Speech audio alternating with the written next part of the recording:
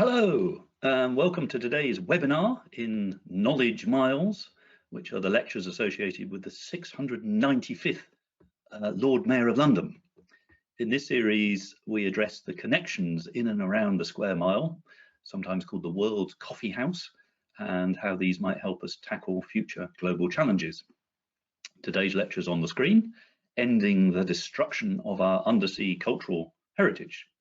My name is Richard Harvey, and I'll be convening the session today and moderating the Q&A that will follow the lecture.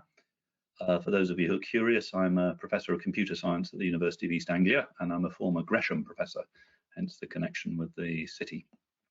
In my spare time, I have a few maritime connections, as does our current Lord Mayor, Professor Michael Manielli. Before we get started, a bit of housekeeping. These are the timings for today's event. I won't say any more than that because I'm sure we'll keep to time. The important thing is that we have two excellent speakers today. Nick Wise, who is the founder and CEO of OceanMind. They're at oceanmind.global, which is a non-profit organisation concerned with fisheries and ocean protection, amongst other things.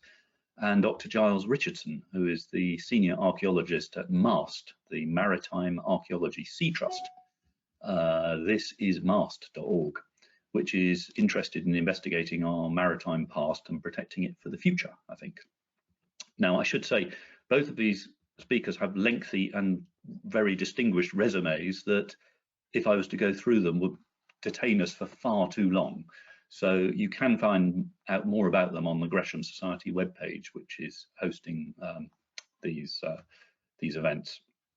Now, there's a strong culture in the City of London that one should assume that everyone in the audience is extremely quick-witted and one should be very succinct.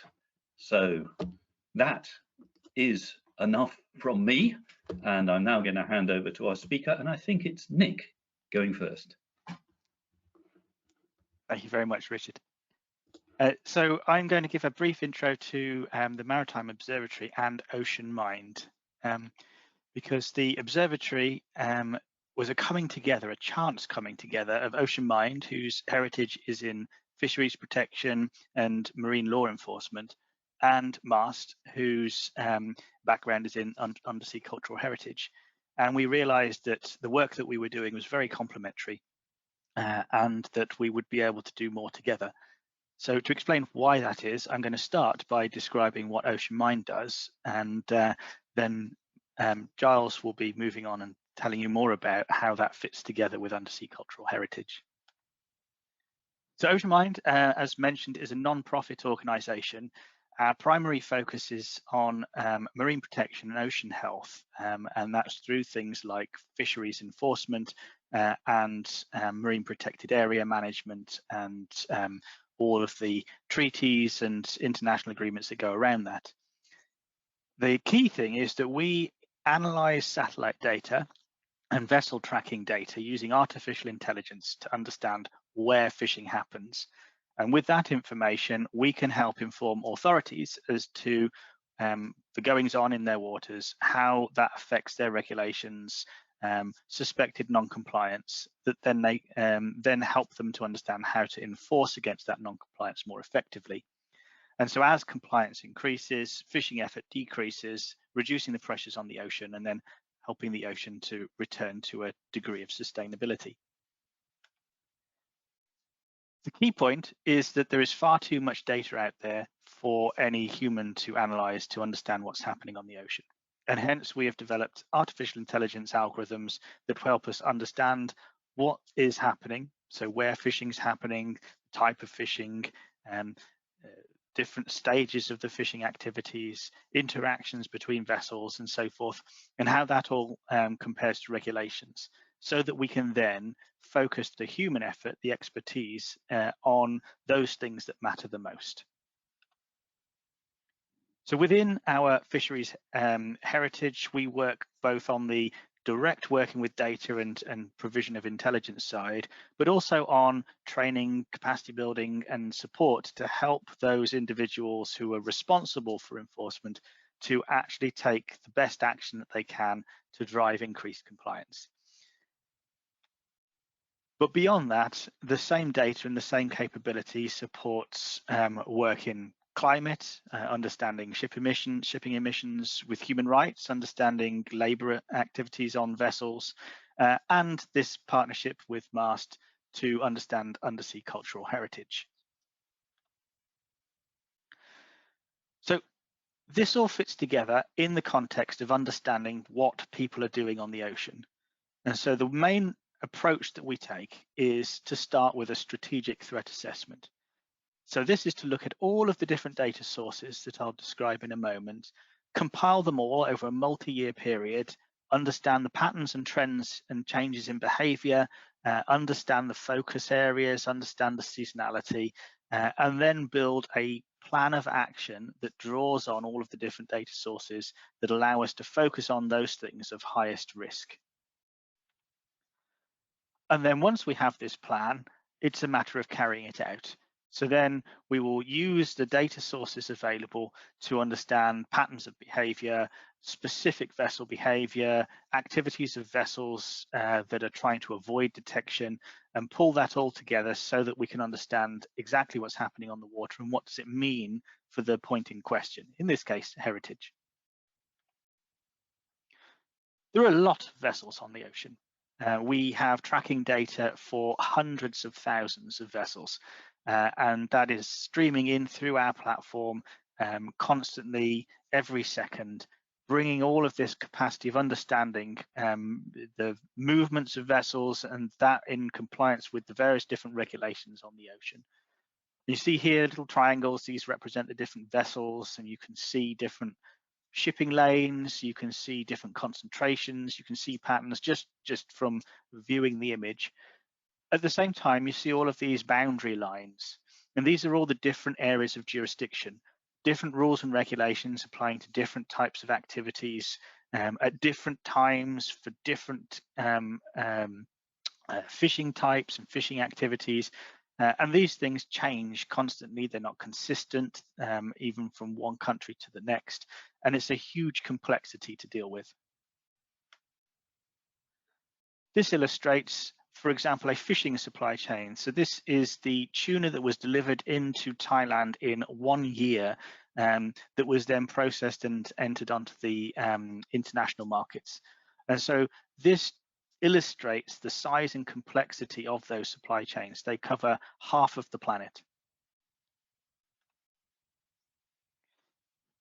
But that was vessel tracking data. What do we do when there are no vessel tracking informations available? And how do we then understand what vessels are doing? Well, then we turn to satellite imagery. And there are two main types. There is the active imagery, so radar from space, and there is passive, which is like photography from space, but far more complicated. And you can see in these different examples here on the screen, the sorts of things you can see from space using these various satellites.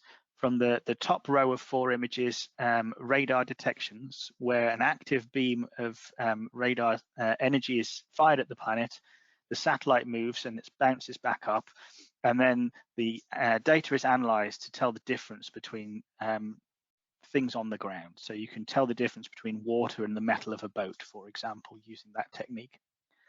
And then you have optical imagery, and these things come in different forms.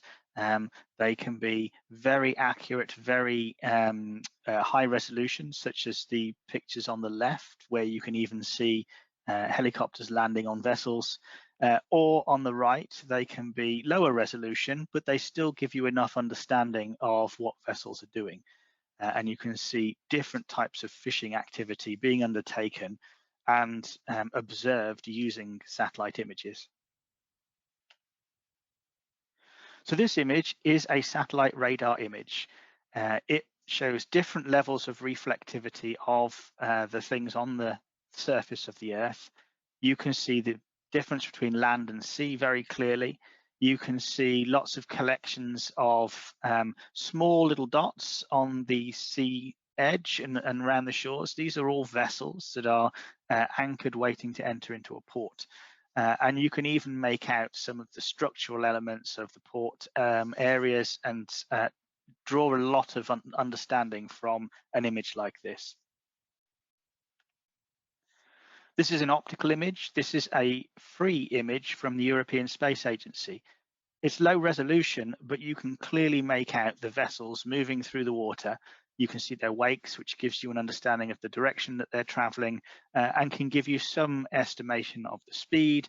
And you can also work out some of the sizes of these vessels. So as a free data source, this can help build a really important picture of what's happening. And this is a high resolution image. Here we were able to detect two vessels coming together on the ocean, undertaking something called transshipment, where goods, or in this case fish, are moved between vessels at sea. And the smaller vessel, the fishing vessel, would go off and continue fishing, and the larger vessel would gather more fish and then go to port to deliver it, so that the fishing vessels can stay out for longer.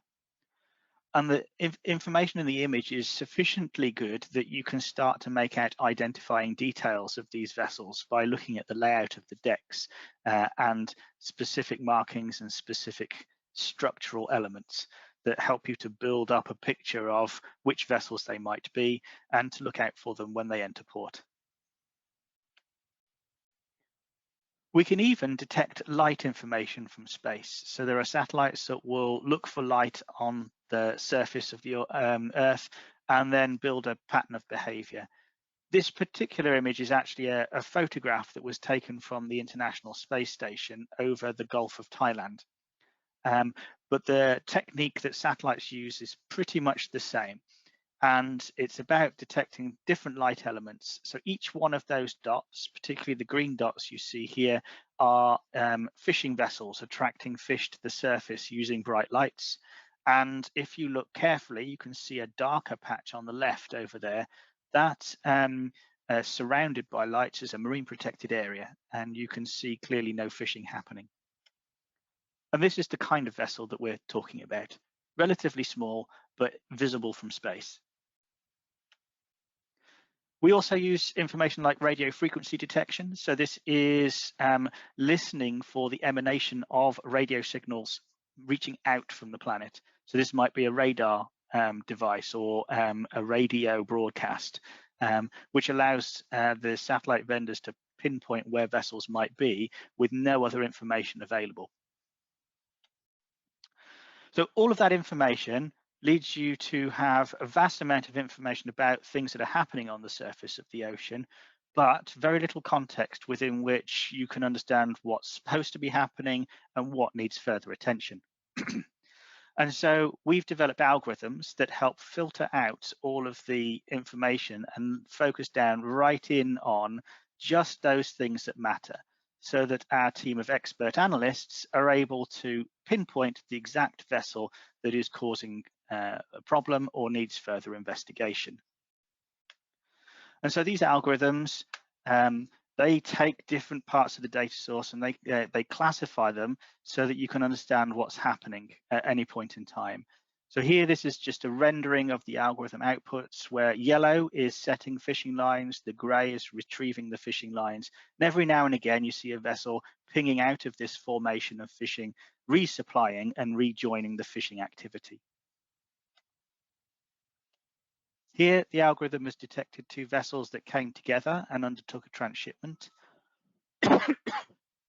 And so you can see where the transshipment happened and the vessels going off to port. Well, Nick has done an extremely good job of explaining the expertise that OceanMind have in maritime domain awareness as it relates to fishing. And our role as the Maritime Archaeology Sea Trust, we are the UK's leading underwater archaeology charity, and we are concerned with every aspect of maritime heritage, from taking shipwrecks on the seabed to putting conserved objects into displays in museums, to advocacy and everything that comes in between, public outreach. And one of the initiatives that we have started is the Maritime Observatory, which is focused on protecting shipwrecks. And what we did with the Maritime Observatory was we came to OceanMind and said, you guys have doing stunning work related to fisheries. What happens if we apply it to shipwrecks, which no one is currently looking at? And Maritime Observatory is the result of this.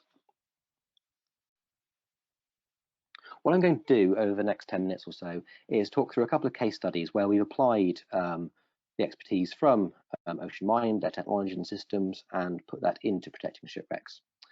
First case study I'm going to talk about is one from this year. You may have seen some of this on social media. As all things do start these days, it started on TikTok. In May, we started seeing some unusual videos coming out of Malaysia, quite distressing, showing large metal objects being unloaded from a salvage barge. About the same time, in the image bottom left, we had reports from fishermen operating 60 miles off the coast of Malaysia that a large crane barge was seen in the vicinity of HMS Prince of Wales and repulsed wrecks. For those of you who don't know your history, on the 10th of December, so coming up very close to the 82nd anniversary now, just after Pearl Harbor in 1941, HMS Prince of Wales, one of the UK's largest battleships in the Royal Navy, and HMS Repulse, a large battle cruiser, formed part of the Force Z, were dispatched from Singapore with the growing threat from the Japanese Navy to investigate reports of landing ships and a possible invasion.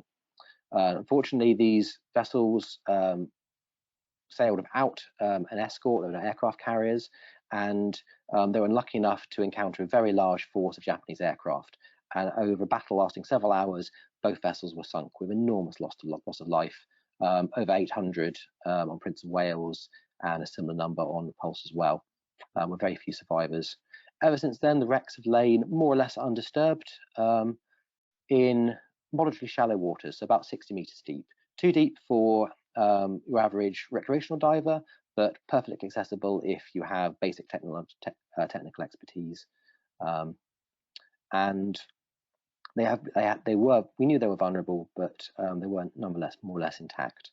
So the news coming out of Malaysia that a salvage barge was in the area and that material was landed was very distressing.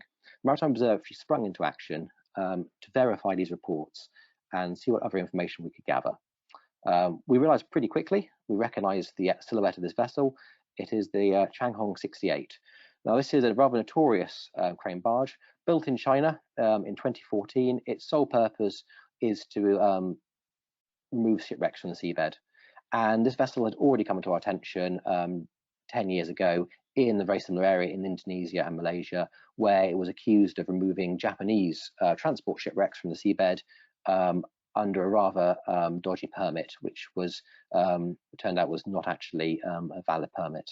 Nonetheless, the vessel escaped prosecution and continued to operate in various other countries, including Iran, since then. But we considered at that point that she was out of the area and probably was out of the underwater salvage game. Turns out not to be the case. Here she was back again in 2023, back over top of a very historic wreck. The Malaysian Armed Forces, in conjunction with Malaysian Royal Police and National Heritage Agency, sprung into action and responding to this TikTok video, which is actually posted by the owner of the previously unknown scrapyard on the coastline close to Singapore. Probably not the most his wisest business decision to post this, but obviously very excited to be landing all this metal. And we immediately realized that very large amounts of metal were being landed. Unfortunately, it looked like almost an entire ship. But what wasn't clear was exactly which vessel this was coming from. We had shell cases and we had vast quantities of ammunition, so it was quite clear that this was a military vessel that was being dismantled, and almost certainly a Second World War vessel. But it wasn't immediately clear it was British. It wasn't immediately clear it was Prince of Wales, and there was other material there, including material from modern shipwrecks, which complicated the issue. So our job at this stage was to verify the facts on the ground and prove what had actually happened.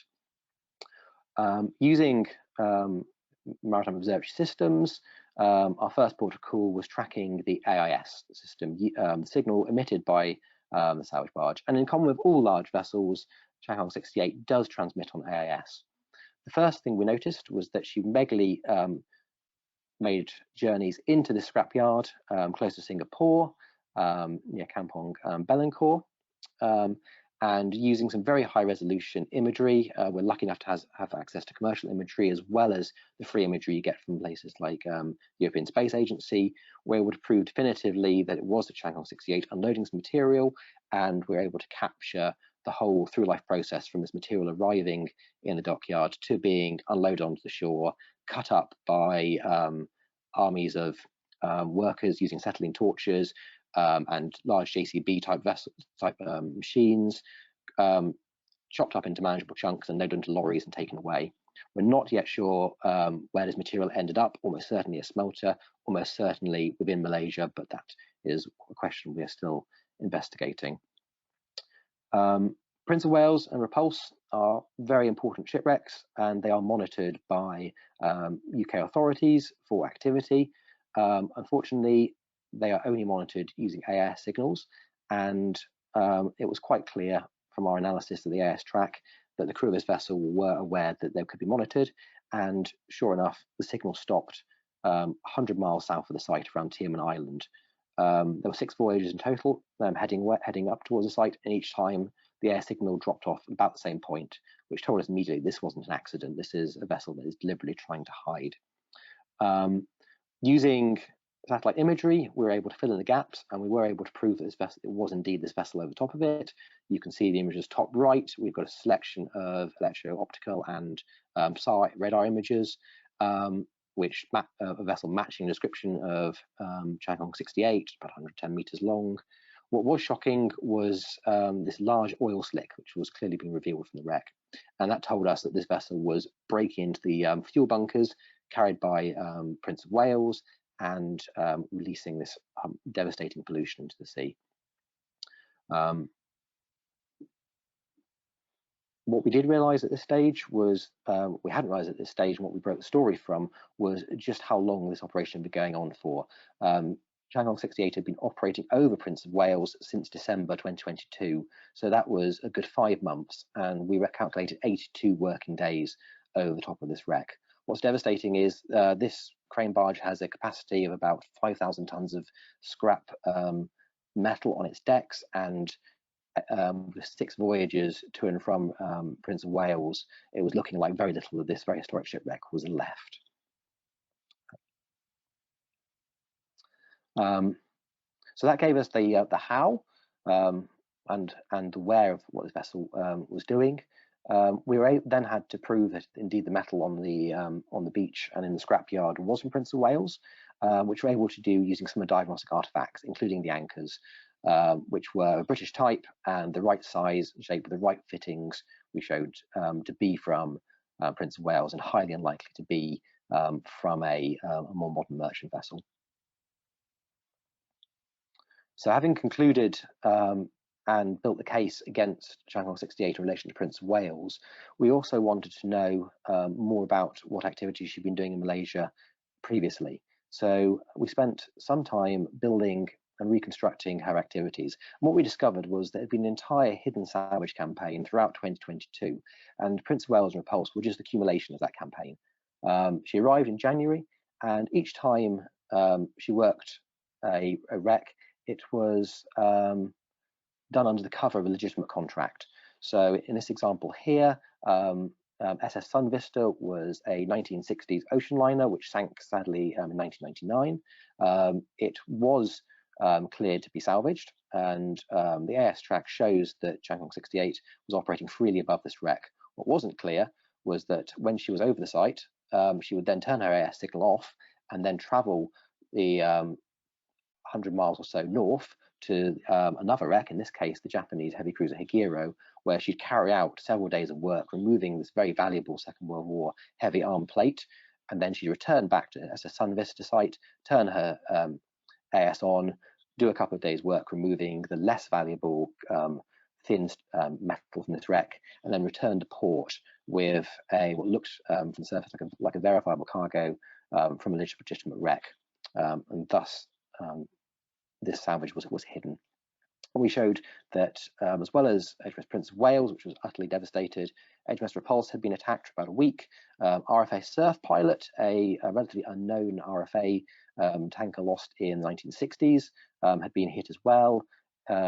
Japanese heavy cruiser Higero had been hit, as well, possibly some damage done to the minesweeper Hatsuka. We're still investigating that, and as well as a number of commercial vessels you see on the bottom left as well. As well as tracking individual salvage vessels, we are also able to operate with heritage agencies in a partnership that allows them to protect heritage sites in a cost-effective manner. This slide shows recent work we've completed in Sicily on the ancient battlefield site at Egadi, the only site we know where triremes fought each other and left remains on the seabed. In this case, it's the battle between the Romans and the Carthaginians. The image on the left shows the scattering of artifacts left from these triremes. In this case, you've got about 20 wrecks within Zone A. These are incredibly fragile wrecks. The wood is rotted away, leaving just the ram. Then whatever cargo was inside the ship, which normally would be jars of water for the crew, along with weapons, spearheads, shields, helmets, maybe some anchors from the ship as well. And that's about it. So each vessel is represented by a very thin scatter of artifacts. And it's incredibly vulnerable to strikes by fishing gear, particularly trawling. Center slide shows monitoring that we conduct over site for an entire year to build a pattern of life for the superintendenza to allow them to understand the patterns of life and the kind of activities and the challenges that we're facing. Bottom right, we were able to detect a large number of big trawlers that were still trawling over the site, even though this is meant to be a marine protected area and not supposed to be. And we were able to demonstrate in this case, this vessel, which I won't name, was trawling right over top of the north of Zone A, and there's about 4 or 5 wrecks there that it was going in between, and its trawls could easily have moved artifacts around and possibly erased evidence of the shipwrecks altogether. This is a collaborative effort, so we were able to pass the information on to the authorities, who were then able to engage with these vessel owners and prevent this from happening and educate them, and hopefully protecting this site for future generations. And that's all I wanted to present. I want to thank our sponsors and our clients and contributors as well. Thank you very much.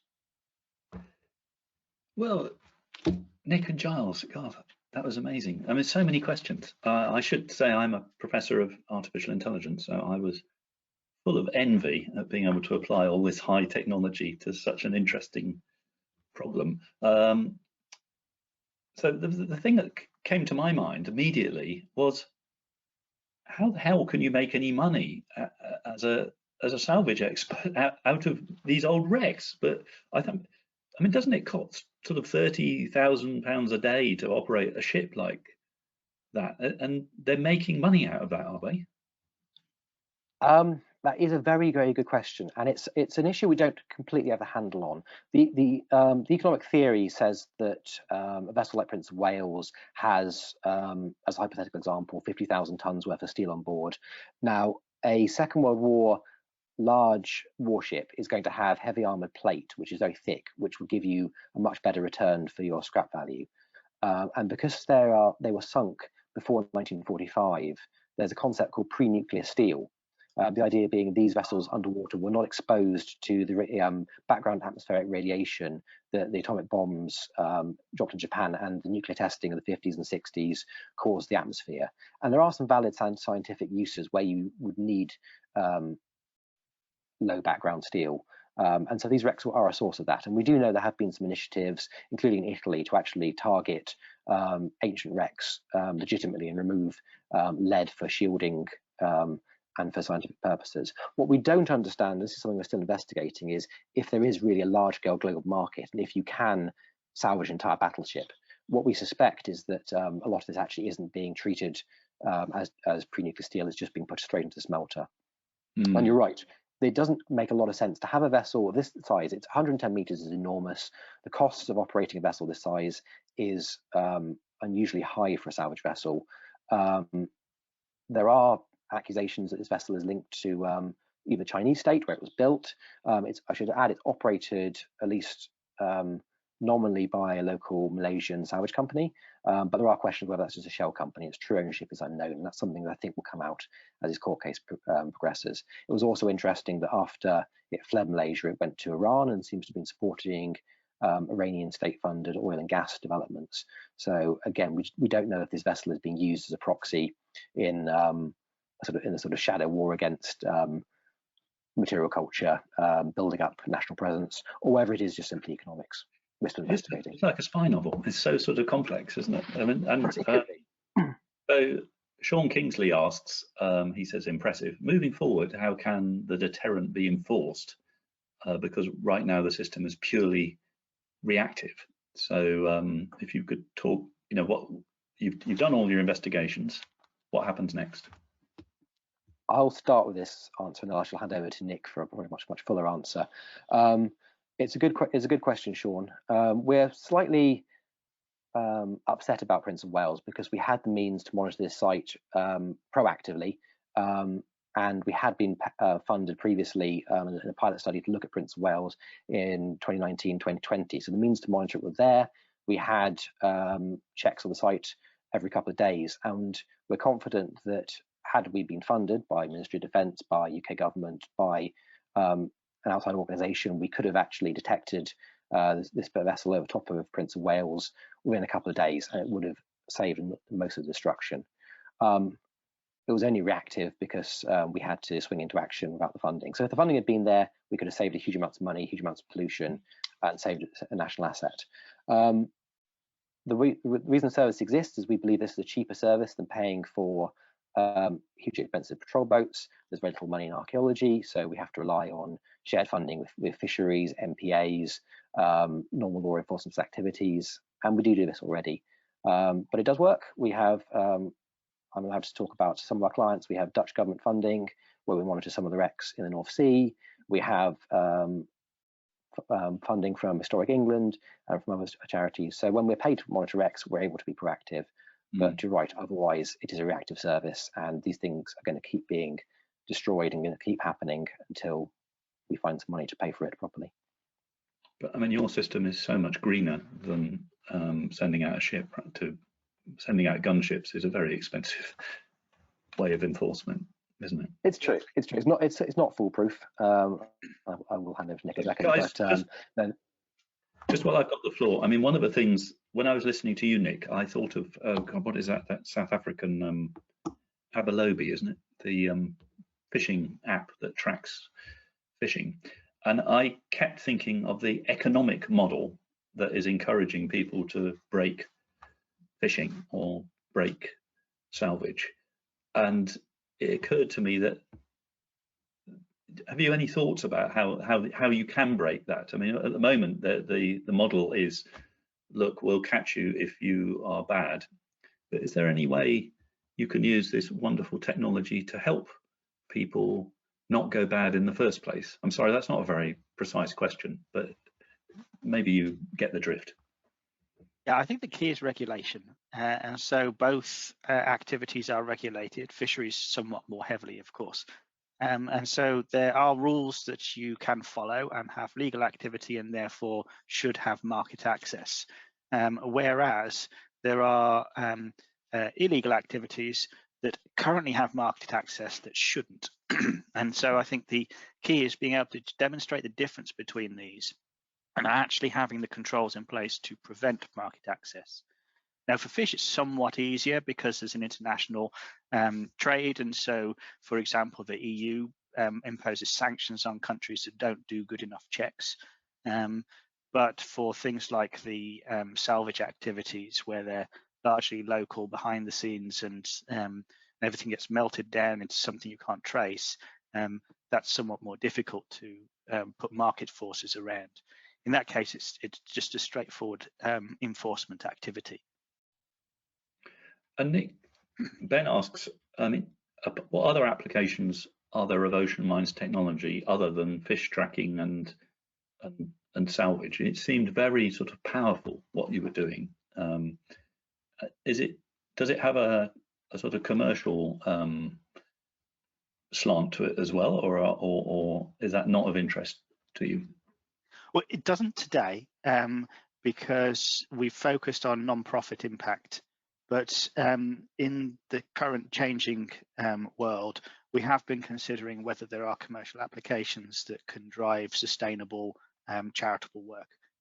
So there are definitely things afoot to see how that might be done. Maybe we shouldn't talk about countermeasures because we'll give baddies ideas. But the fog and cloud, what happens then, chaps?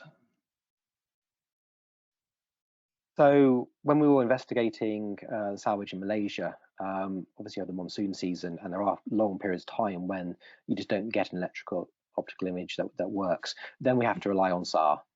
And fortunately, with the European Space Agency, you have a regular overflight all around the world. It's a fantastic resource. There's a repeat pattern between every 2 and 3 days. So as a baseline, you have that.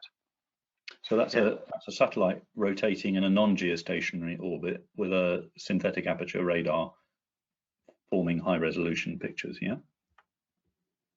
Medium resolution for the free version, but yes, of course, there are also commercial operators for where you can get high resolution radar imagery. And of course, because it's active, it goes straight through clouds. It's not concerned with different types of weather. So we can detect things over a location with relative ease, no matter what the circumstances at night and all sorts. No escape. And okay. So just looping back to this other question about being reactive, what would you say? I mean, how quickly can you spot a baddie or somebody doing something wrong? So for fisheries, it's near real time. So we proactively monitor marine protected areas around the world. The best example is the UK's Blue Belt Initiative, which is a network of 4.5 million square kilometres of marine protected areas around several of our overseas territories.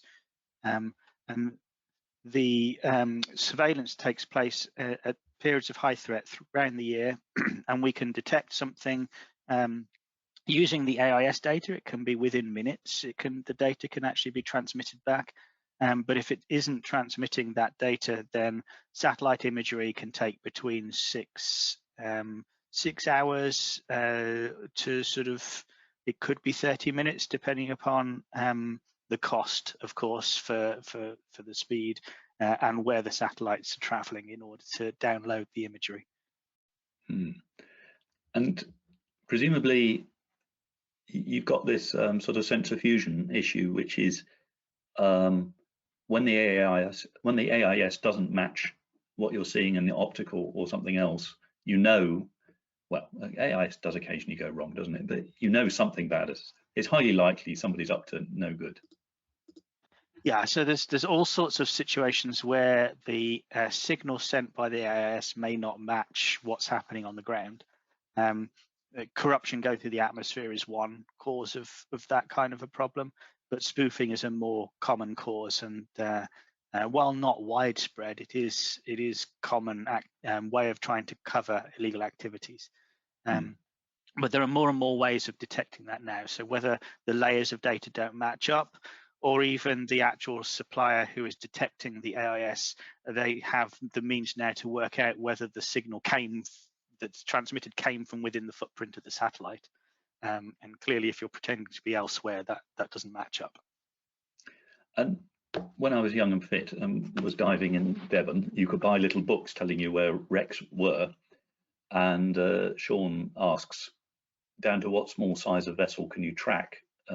He says most looting being done on historical wooden wrecks is done by very small boats without AIS, ribs and rubber dinghies and so on. Is that true? And how can we spot them? I think Sean has a very good point. Our system works best when you're dealing with larger vessels that spend more time over a site. When we categorize salvage vessels, we talk about large vessels, we talk about medium size, which is sort of a converted fishing vessel, down to a charter boat, so something around the region of sort of 5 to 10 meters length. We can detect those. What we're weakest on is detecting small ribs, rubber vessels that only spend half an hour or an hour over a site. Doesn't necessarily need AIS signal because we're able to use the electro-optical and SAR images, and a lot of our detections are actually detecting these kind of vessels which aren't transmitting. So in that case, if a site is suffering from that kind of intervention, we need to work in partnership with patrol support, eyes on the shore, and sort of open source intelligence as well. but often we find the fact that we're watching a site and a site has that sort of increased eyes will actually deter people. And I mean, if we were visiting an old-fashioned sort of military satellite tracking establishment, let's not be too specific, but we would see lots of people who were image analysts. You know, they would call themselves imagery intelligence analysts. And John Rodgard asks, do you use such people? If not, I suspect the answer is no. Tell us a bit more about the detection process and how it works. Well, I'll start on this one, then can pass back to you, Giles, for the fuller aspect. But we have multi-skilled analysts. So in OceanMind, they're mostly fisheries experts, fisheries enforcement experts, who also have now been trained on all the satellite capabilities. So they are also image analysts, GIS analysts, and are capable of understanding the data in its raw form, so they can work out whether what the computer was telling them is accurate or not. Because of course, machine learning will make mistakes. And so the computer takes a first pass and filters data down to things that it thinks are suspicious. And then it will hand that off to a human analyst who will then re-examine the data sources and do further investigation to determine what other humans should do next about it. And so in the case of the observatory, Giles would be such a multi-skilled person who brings his undersea cultural heritage understanding as well as an ability to look at these things. Yeah, brilliant. So you, the sort of old-fashioned middle person who used to, you know, draw around pictures, they're rather gone. You pass the intelligence straight to a domain expert, if I've understood properly. Yeah, very impressive. And Michael Dury asks, how active are you in the Channel Islands, which is your opportunity to give us any gossip about the numerous wrecks that are hanging around the Channel Islands? I'll be circumspect in what we say. We are funded by Historic England to look at UK protected wrecks. There are some very good and very important protected wrecks in the Channel Islands and surrounding waters, and so we do monitor those. But I wouldn't. We haven't got a sort of a case study that we can talk about from there at the moment. That's what I can say.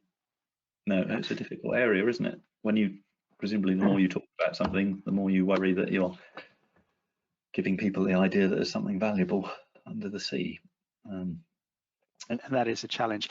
Just to emphasize, as charitable organizations, the funding model means that we're funded per site that we look at. And so sadly, if we don't have funding for a location, then we're not able to look at it. And that was going to be my sort of final question, really, which was, this sounds very, I mean, so I'm well impressed with the technology and what you're doing. It's brilliant, you know, and we're loving it. But who the hell pays for all of this? And could you talk a bit more about where the funding sources come from your two organisations and where they should come from? Because we are talking in the City of London, and money is always a popular topic here. Yeah, happy to go first. So from OceanMind perspective, the majority of the funding relates to fish and the environment. And so UK government, for example, funds us to monitor the blue belt locations. But we have projects with foundations and NGOs in different locations around Southeast Asia and Central America. And then we also have some projects with the seafood industry, helping them to understand that what they're purchasing is legal and above board. And so that is more commercial, which allows us to have some sort of surplus on top of the projects, whereas the rest is all cost only. So that's kind of the model. And then, of course, we receive donations. Great model, yeah. I'll throw in from an archaeology point of view, funding in archaeology is always a struggle. Do you leave something on the seabed and monitor it, or do you try and pay to raise it and conserve it, which actually is a lot more expensive, but more people can enjoy it. We get funding from heritage agencies in various European countries. The Honor Frost Foundation was very kind enough to pay for the work we do in Sicily, and we're hoping that will lead to future government contracts. But it is a struggle, and there is there are thousands and thousands of wrecks out there which deserve protection, and we're currently only protecting a fraction of them. So we always need more funding. Perfect way to end, because Christmas is coming up and people have donations to make, no doubt. So I'm sure you'd be delighted to receive them. Thank you very much, ladies and gentlemen, for your questions, care and attention. This lecture and all our lectures are recorded, posted on our YouTube channel in case you want to revisit anything. And we hope to see you again for another lecture in the Knowledge Miles series. I should also say, if you enjoyed this lecture, then there are other free resources, not least of which is Gresham College, which has a very impressive YouTube channel. You can see our future events on the slides. Thank you and goodbye.